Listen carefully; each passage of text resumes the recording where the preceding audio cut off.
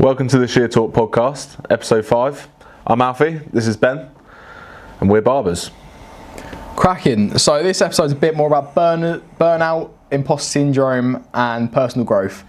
Bit of a deeper one, but I think it's going to show a lot more behind the scenes. It's relevant. Behind the chair. Yeah. I think that's what we could get out. I think that's a word that I feel like it's quite relatable as well, because we are not the only industry that suffers from burnout. No, and I think it'd be good for other barbers to maybe hear. Not just barbers, but people in general. Yeah, but I think obviously our topic being barber, I think it might be just a reassuring thing. Like you're not the only one. Yeah, this does happen elsewhere. It's not just 100%. solely in a barber shop. But you been all right? Yeah, all good, man. Yeah, all good. Good day, good week. Yeah, it has been, to be fair. We are sort of quietening down a little bit now for the year. I thought that, definitely. It's calmed down a lot. October, November, although half term next week, so probably pick up again. But yeah, full of kids. Yeah. But yeah, it's been good. No, it'd be good to be fair. I think Christmas, not far away now. Mate, it's weird. It's actually scary. It's flown by so quick. It's quite scary. Yeah, we've got some massive things coming up really when you think about it. Obviously half term, Halloween, little Halloween party as well going on. Shear Talk Christmas do. Shear Talk Christmas do. Oh god, we got this we got this arranged the other day. I got a text from Alfie and it was just, we're gonna do a Shear Talk Christmas do. It's genius. I've got nothing against it, man. I've got a lot of time for it. Let's have it. It's got to be done in it. Non-profit organisations to. Yeah, but you got to enjoy yourself. 100%. You got to make it worth it, right? Exactly. I'll just do it for the end of your curry. That's it. Love that. So what do you think? Should we start off with talking about burnout? Well, do you feel like you've ever experienced burnout? What do you want me to do? Probably. I think. Yeah, probably in a sense. I don't know if I've ever been fully burnt out. Conscious about it or known about it. I've always been conscious about it. So I've never let myself get to the point where I feel like, I just can't do this anymore. Yeah, that's fair. You know what I mean? Yeah. So to anyone that's not too sure, burnout is essentially just overworking yourself. Just to the point where you wanna just sack it all off. What you do. Yeah. I'd say I've been there. I'd say in the past year or so, I definitely had some times where I've just been like, it's just not good for you. You feel overly tired all the time. Like, mate, my stomach was a wreck as well. I'm not saying I was like, Sorry, I had a sneeze brewing. Oh, carry on. Yeah, like, mate, my stomach was a wreck. It was just rough. Like, when your nerves was about work and stuff, and there's like you get more anxious or stuff about work, you overthink it, you're tired, you're not in a great place, and yeah, it's overworking yourself, doing haircuts after work every night. So that's one thing I stopped doing probably about a year ago now. Like I had probably, 10 clients that I was doing outside of work, and I was only trying to do it like a couple of days a week. So every week I had someone after work on like a Tuesday, Wednesday, Thursday, let's say, and on rotation. So I was never getting like an evening off. No, and it eats into your time in the middle of the week, and it did get to a point where I was like, I actually don't enjoy doing this. No. After work. No. I really enjoy like seeing your friends or at work. Yeah, and then I was sort of losing that social side of things as well. Like sometimes I might like to go and meet up with a few mates in the evening or whatever, and it was taking that away. It's true. So yeah, I pulled the plug, and I was quite fortunate, but unfortunate at the same time, that a few of my clients moved away. That I was doing outside of work, so that dropped a couple of nights. But it also makes it kind of better. And now I've got 3 or 4, and I do them on rotation probably every 3 weeks. Getting booked in, and it just means I've got more free time. Yeah. And I'm really busy in here as well, so it counteracts that. You don't feel like it almost feels like a nice little extra instead of just like. I was doing it more, and the reason I started doing it was because I was quieter in here. But then as this picked up, you don't need to go. I didn't need to do that after work. You don't need that extra. It's weird. I think if there's something you're obviously saving up for, or let's say you're like, I really, really want this, you know what, sod it. If you really want it, go for it. But then I just feel like it's so easy to get see lost in that though. Yeah, you completely get lost in it, and sometimes you just need to see the light. I mean, depends how deep you want to go. But let's say it's something materialistic you want, like a bag or a hoodie or some sort of like clothing, right? Yeah. Let's say you're going, all right, I'm going to do more home haircuts and smash them out. You smash out a load of home haircuts. You get whatever you want, whatever you wanted to get, and then it kind of ends up, yeah, you've gone to save the money, but you've just spent how much time? Exactly. Like you've had no decent evenings for the past, maybe a couple of weeks. Yeah. And they don't feel great because I don't know if not only that, but you've had no time to wind down either. Like normally when I was doing it, I was going straight from here to a client's house, maybe two clients. Maybe yeah. Then home, shower, dinner, bed. There was like no time to actually chill out. It's like I feel like when you get back from work, let's say when we're not doing a podcast or a haircut, probably about between 6:30 and 7 probably. I thought you've got about a 3-hour window, I reckon, by the time you get in, have dinner, shower. I mean, it depends on the time you go to bed, but I'm seeing probably at 10, 11 kind of thing, looking at bed, and I think when it's eating into your time, like when you're still doing a haircut at 8:30, you're thinking, mate, I'm looking at going to bed in an hour and a half. I've still got to have dinner. I've still got to have a shower. Yeah, burnout's rough, man. It don't do you good mentally. It's not a good place to be. But I think reducing the amount of haircuts outside of work, making sure you know what your time is, what your limits are as well. Yeah, like I feel like once you hit your limit once, you know about it. Yeah, definitely. You know what you can and can't do. Yeah, feels good. It's nice on the time as well. Yeah, there's definitely been times where I've been like absolutely shattered, and then I'm like, same again tomorrow. I'm not doing that again. Yeah, but you do. Yeah, but then that causes the burnout. Exactly that. So yeah, it's just avoiding what you. It's a rough topic. It's a deep topic, but it affects everyone differently. Like it's shocking. I think it's something that's so underspoke about as well, because I think where the last part of barbering past 5-10 years was very much about just numbers, just get him in, get him out. Yeah, it was literally smashing them out. And if that's in your head, I need to get as many haircuts as I can done, then yeah, you're gonna absolutely cook yourself. Like by the time you're gonna be knackered, but like your hands and your back will be knackered by mid. Do you know what? I don't envy the people that are fully booked all day, every day, because they just must be absolutely shattered. You can only imagine what goes on behind the scenes. Well, I remember learning on a mentor course, they were saying like the ideal book type you want to be is 70%. Yeah. So you've still got that space to grow, but you've also still got. But you can obviously your clientele can grow, but you can also do stuff in your own time as well. Yeah, and you have time for yourself. And it's sort of like this, to be fair, like what we're doing now. If I didn't reduce my load of like outside haircuts and you didn't, like we probably wouldn't be doing a podcast. Yeah. But now we've done this, we get options to do this, and I enjoy it. Do you enjoy it? I love doing this. I love it. And I just want to say, like, I really enjoy the haircuts that I do privately now. Yeah. Like, they're clients that I've been able to sort of pick and choose what I want to do. Make your own world. And I've created my own world. Like that. So yeah, I mean, that was something we learned about mentoring as well, making your own world. So back in February, I think it's February, March maybe, went on a course, and there was a big point about making your own world. And essentially what it means is just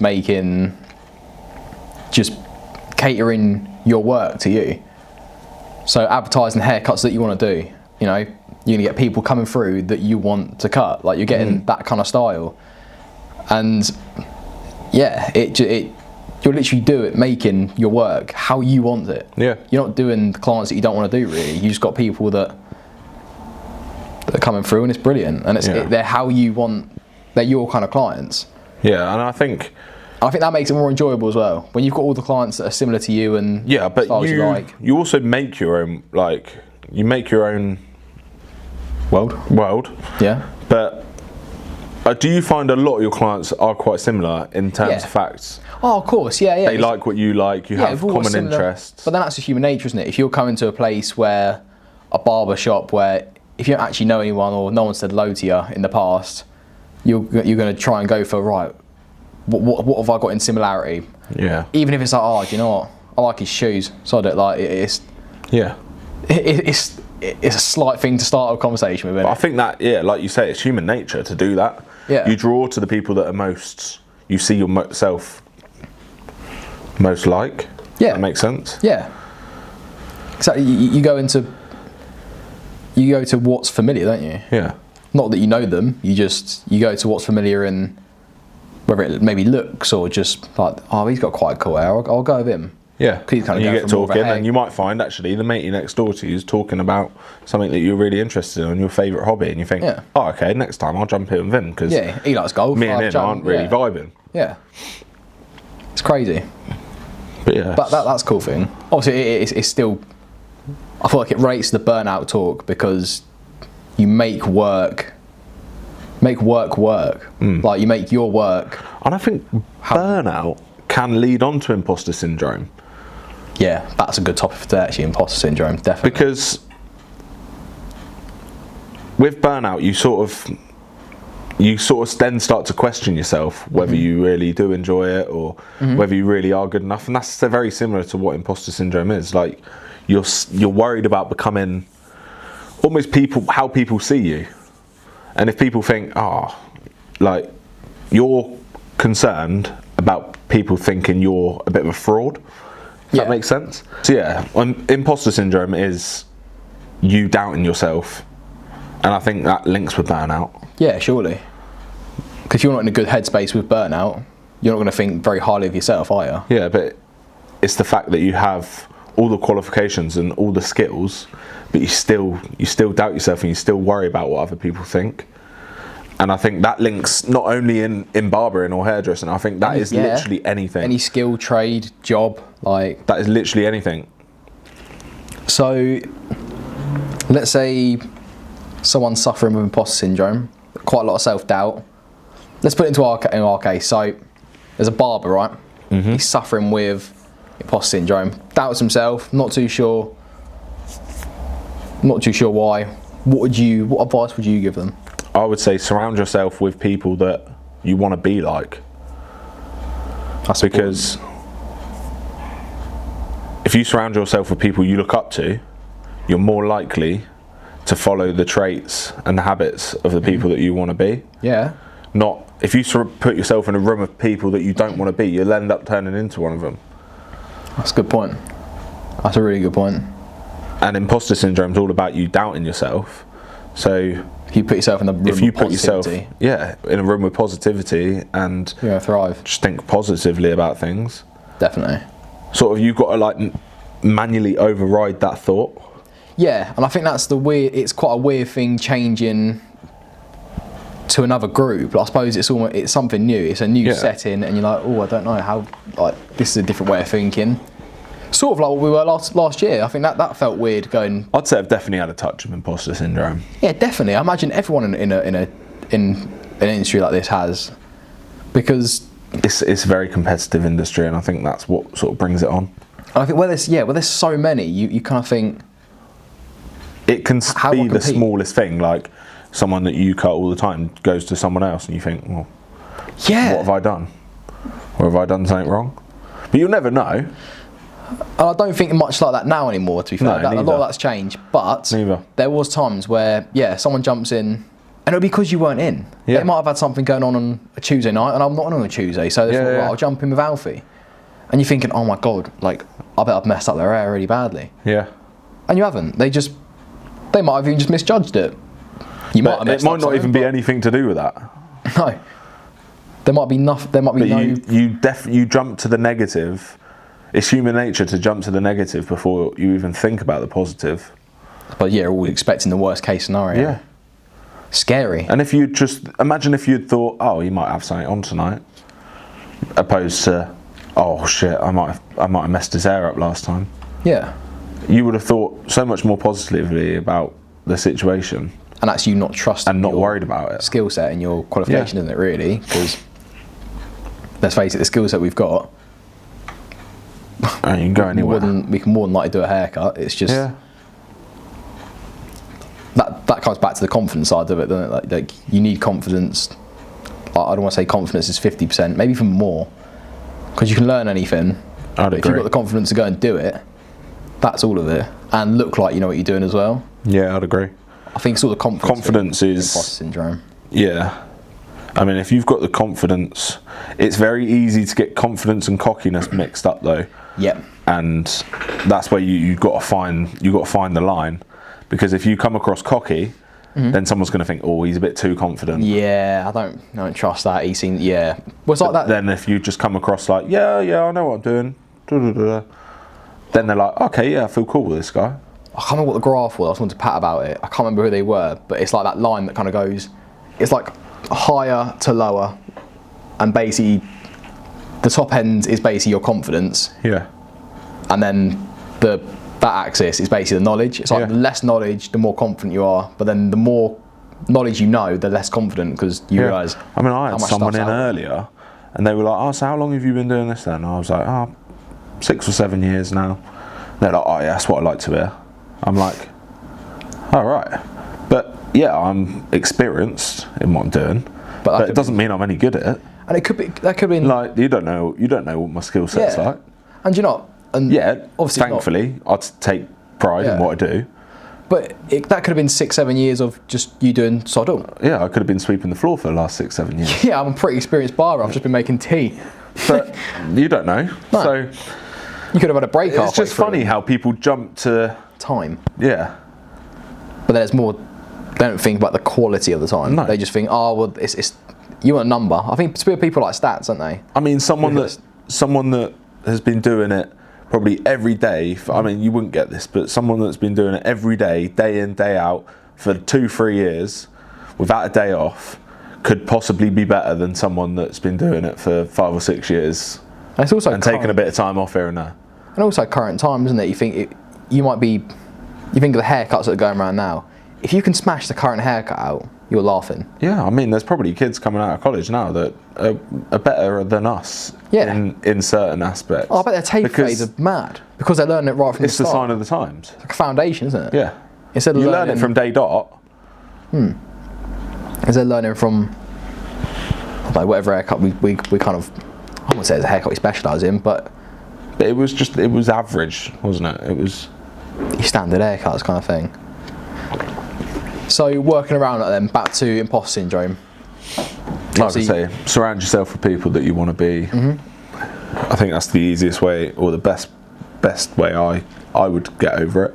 Definitely. I was going to say similar answer. I was going to say go do a course, do a mastermind mentoring course. I mean, just find like-minded people. No, not like invest in yourself.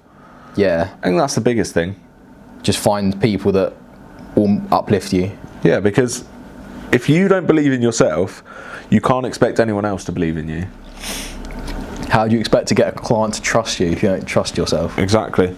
And there's 3 levels to trust. Do you know what it is? Do you know what they are? Remember? They've got to know you.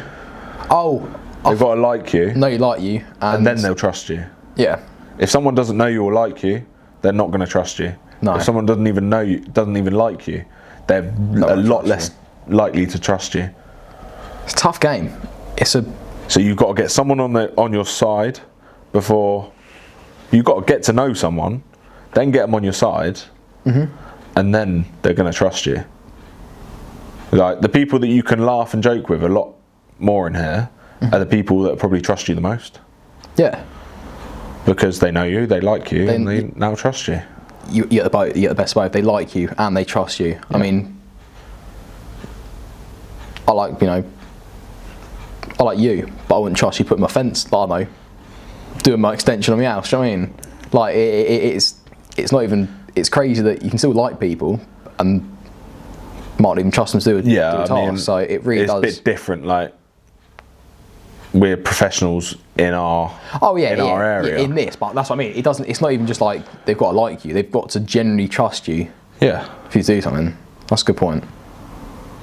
And like I say, that's the way to gain trust. How do you balance sort of work and life?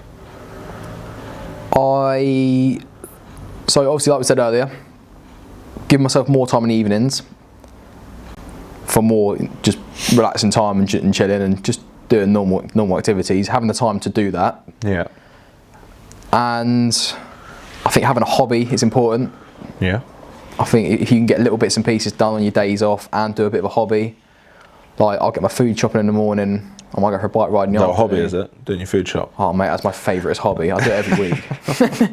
No, I mean, like get something practical done, do your food shopping, maybe a few little bits around the house, and then like I like riding the bike, so I'll probably go on my bike in the afternoon.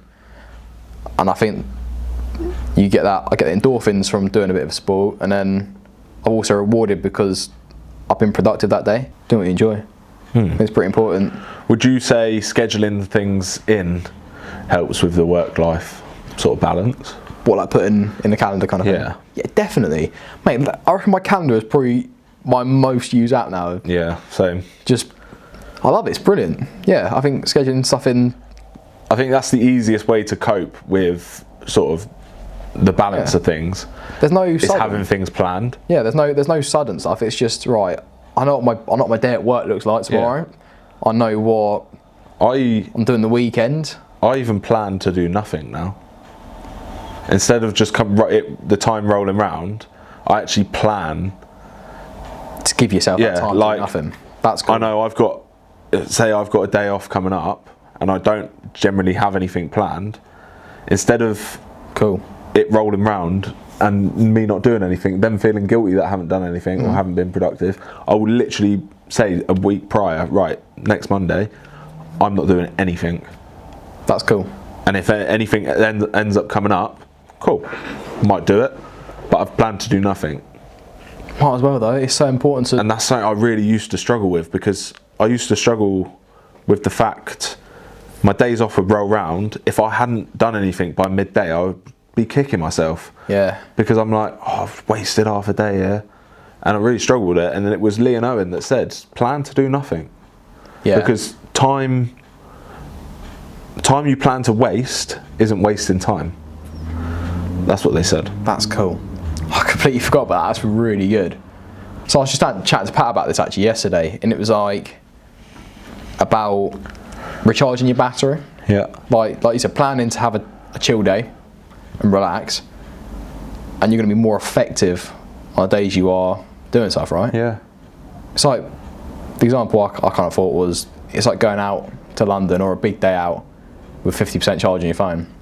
You wouldn't do it. No, but you go and charge, you give yourself 100%, how much more stuff you can do, and if that makes sense. I think that's quite No, I do get it, but yeah, completely understand. You've got to look at life the same as you would your phone battery. You don't go tackle a road trip on half a tank of fuel, do you? No. I agree with that. I think that's something that's important. You've got to think about yourself. You've got to fuel yourself well, whether that's food, sleep. I think you've got to listen to your body as well. Like, a lot of people ignore their bodies and then they end up burning out. Because that's very if true. you listen to your body will tell you that you need to slow down and take a rest. Yeah, these things are genius. And a lot of people are thinking, no, I'll just carry on. I'll make some money. Through. Like, it'll hit you like a truck. Yeah, otherwise, you just end up feeling worse at the end of it. Horrific. It is, yeah.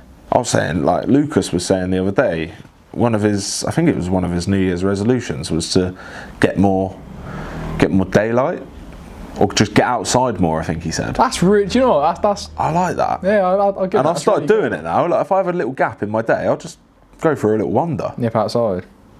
I'll just go for a little walk, and it's actually like it just rejuvenates your energy levels. Bit of vitamin. Because I could be sat in here scrolling through my phone in the 20-minute gap that I've got, or I could literally just walk up the road and back, see what's going on. Could be out the back dying, or you could be out the front just like recharging. It's true. Yeah. There is no benefit just being sat in. It's a good point. I mean, I liked it, and I think I'm going to nab it. That's really cool. Yeah, shout out Luke, that's sick. Right, so question of the week this week. This was asked literally the other day, and it is, what's your biggest mistake in barbering? It depends what you class as sort of a mistake. I mean, I've got regrets, but I wouldn't say I've got mistakes If that makes sense. Like mistakes, you're supposed to make mistakes on the way, aren't you? Yeah, 100%. I've definitely made mistakes in terms of like probably taking someone's hair too short and probably thinned out curly hair when I probably shouldn't have. Oh Jesus! Don't start curly hair thinning out. Don't do it. I wouldn't say. Don't do it. It's a big mistake. A mistake I probably have made is not investing in myself when I should have. What, doing like a few like courses and mentorship a couple of years ago? I've probably fallen behind a little bit in that sense, but I've definitely caught up. It's all the right time, though. It's just when you're ready. Yeah, and I feel like everybody's got their own world, haven't they? So they're all at different stages. Everyone's doing different things, aren't they? Exactly. That's cool. What do you reckon? It's an interesting one. I think trying to be everyone's cup of tea. I think trying to just trying to work to please everyone. You can't. And it's so true. I think at the start, when you start cutting hair, it's very much like, right, I need everyone in my chair. You want everyone, yeah. Whether you get this haircut, that haircut, with like this, with like that, sod it, I'm gonna be different people. And it's not good. No. It's not good, because you end up having clients that you think, actually, I don't agree. I'm just pretending to like you, really. Don't care politically what people think, I'll just get on with it, that's fine. But when it's just people you just generally don't like cutting like their hair, yet you've made it out like you do. Yeah. Well, I don't have it anymore. If you don't agree with people's, like, not opinions, because everyone's valid. Yeah, because that's something completely different. Valid. That's not really. But yeah, if you don't really get on with someone, there's no point in trying to please them for the sake of. Especially now, keeping them as a client. Yeah, especially at the point we're at now, where we've got a decent clientele. We're not getting busy. We are busy, and there's no point in being fake. Yeah, where you instead of having that client, you could have had someone that actually wants to be in your chair. Yeah. I think that trying to be everyone's cup of tea, and also it doesn't work. It really doesn't work. No, and you find yourself saying weird things as well, like, oh yeah, I love F1, when I don't. I hate F1. Yeah, you know what I mean? Yeah, do you know, actually, I remember when you said about, every fan's getting into F1. I've never heard you say a good word about F1. No, I don't have a good word to say about F1. No, you don't. That's for another podcast. But like, you find yourself trying to get into everyone's good books. Yeah, I can't remember what I said. Like, I had some bloke talking about bowls the other day. Bowls? Bowls. That was like... As in... I think so. Carpet bowls. I think so. What a shit boring sport. Yeah, but you enjoyed the conversation. I was like, that's sick, man. Yeah. Oh, the technique is mad.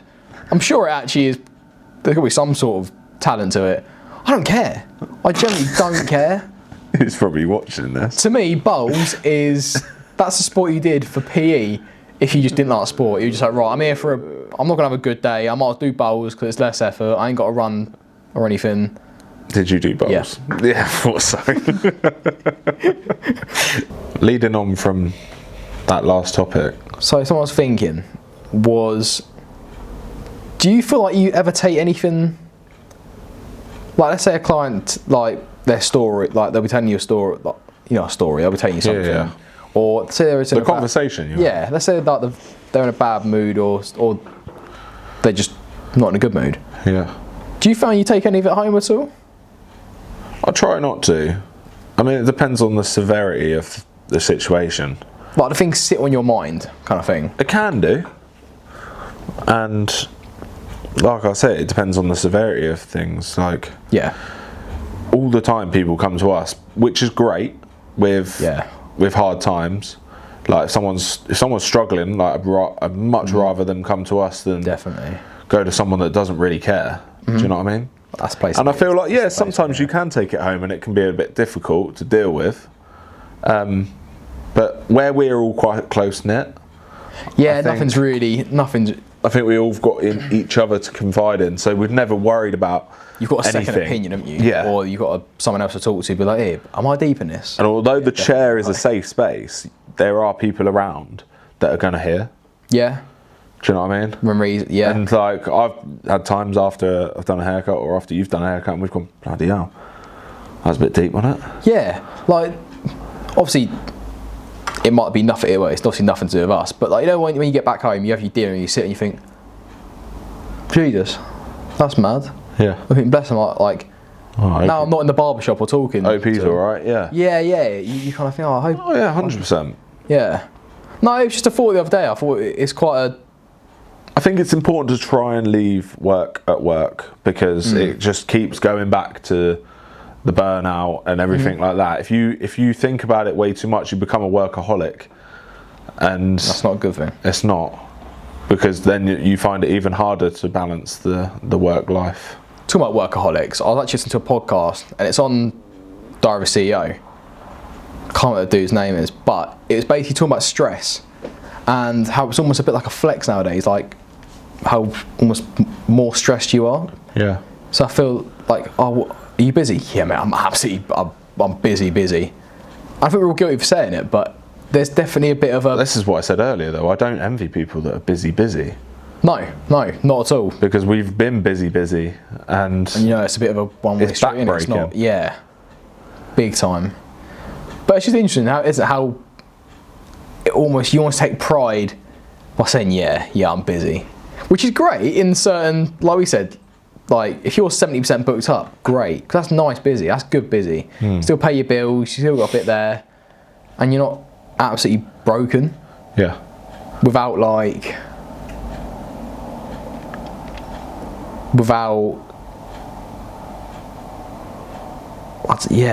oh fuck, I've gone completely blank. I know what you mean. That was a proper brain fart then. Yeah. It's interesting how it's a bit of a flex. Because definitely it is true, isn't it? Yeah, I wouldn't say it's a flex. No, really, it shouldn't be. But I think to other people, it essentially. I think it's great to be busy, but you want to be busy, but still have time to yourself. Like if you worked 3.5, 4 days a week, and you were busy all day for those 3.5, 4 days a week, that is a flex. Yeah, because then you've also got 3 days to yourself, 2.5, 3 days to yourself. Do you know what I mean? That is true. You can still smash it out at work. Yeah, you can still got all your time. That's the flex. But if you're busy 5, 6 days a week, back to back, that's not fun. Yeah, so I was talking to someone the other day, and they were saying about how it's great financially, and it's brutal, isn't it? But that soon wears off.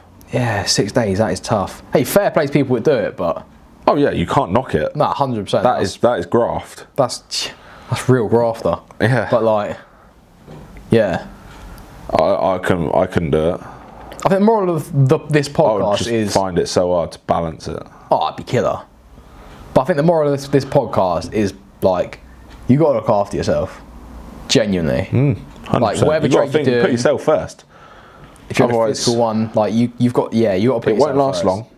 No. If you don't put yourself first. No. Mentally or physically, you'll I mean, health before wealth. It's always been a saying of mine. Yeah. It's very true. Something I live to. You look after yourself, you look after your mind and everything like that, it'll look after you.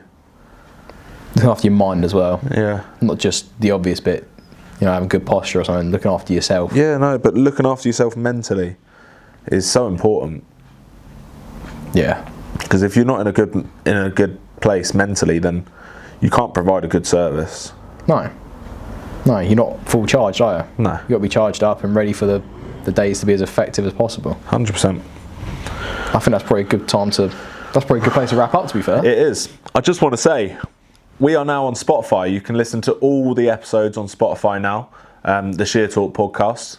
Give it a rating, give it a listen. Love to hear it. This one will be on there as well. So yeah, we'll see you next week. Thanks for listening.